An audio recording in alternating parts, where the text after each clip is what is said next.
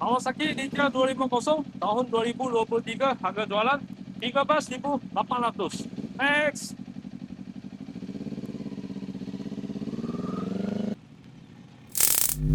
Kawasaki Z900 RS tahun 2018, register 2019, harga jualan 39.800. Next. Suzuki GSR 750 tahun 2015, register 2016, harga jualan 20.800. Next.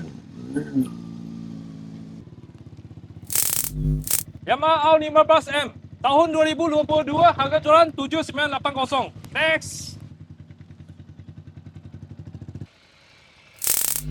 Ducati Scambler 800 tahun 2022, register 2023, harga jualan 32.800.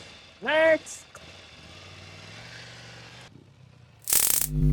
BMW C400 GT tahun 2020, harga jualan 27.800.